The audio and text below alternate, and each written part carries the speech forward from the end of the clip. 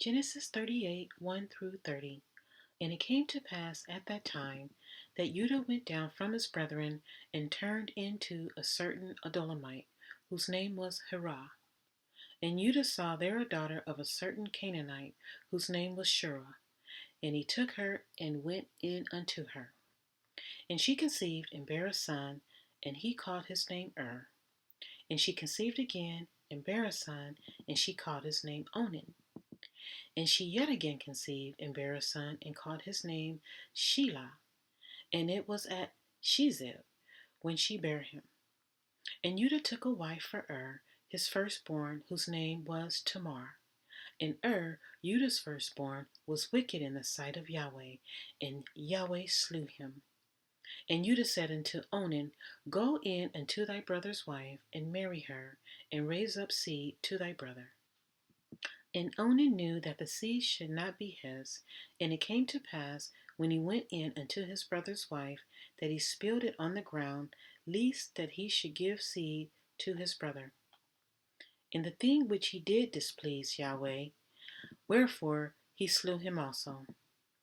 Then said Judah to Tamar his daughter-in-law, Remain a widow at thy father's house, till Shelah my son be grown.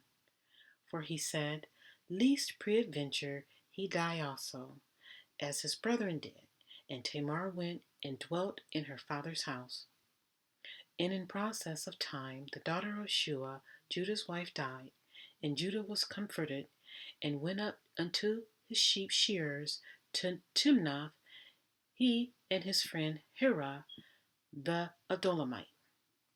And it was told Tamar, saying, Behold, thy father-in-law goeth up to Timnath to shear his sheep. And she put her widow's garments off from her, and covered her with a veil, and wrapped herself, and sat in an open place, which is by the way to Timnath. For she saw that Shelah was grown, and she was not given unto him to wife. When Judah saw her, he thought her to be an harlot, because she had covered her face. And he turned unto her by the way, and said, Go to, I pray thee, let me come in unto thee. For he knew not that she was his daughter-in-law. And she said, What wilt thou give me, that thou mayest come in unto me? And he said, I will send thee a kid from the flock. And she said, Wilt thou give me a pledge till thou send it? And he said, What pledge shall I give thee? And she said, Thy signet, and thy bracelets, and thy staff, that is thine hand. And he gave it her, and came in unto her, and she conceived by him. And she arose and went away, and laid by her veil from her, and put on the garments of her widowhood. And Judah sent the kid by the hand of his friend the Adulamite to receive his pledge from the woman's hand, but he found her not. Then he asked the men of that place, saying, Where is the harlot that was openly by the wayside?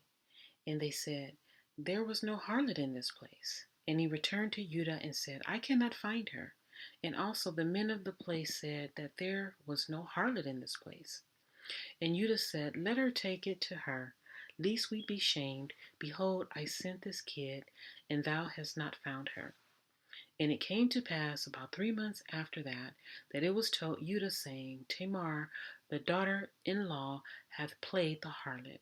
And also, behold, she is with child by whoredom. And Judah said, Bring her forth, and let her be burnt. When she was brought forth, she sent to her father-in-law, saying, By the man whose these are, am I with child? And she said, Discern, I pray thee, whose are these, the signet, and bracelets, and staff? And Judah acknowledged them, and said, She hath been more righteous than I, because I gave her not to Shelah my son, and he knew her again no more. And it came to pass in the time of her travail, that, behold, twins were in her womb.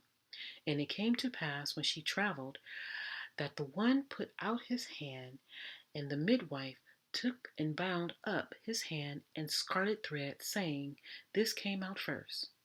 And it came to pass, as he drew back his hand, that, behold, his brother came out. And she said, How hast thou broken forth? This breach be upon thee. Therefore his name was called prowess. And afterward came out his brother, that had the scarlet thread upon his hand, and his name was called Zorah.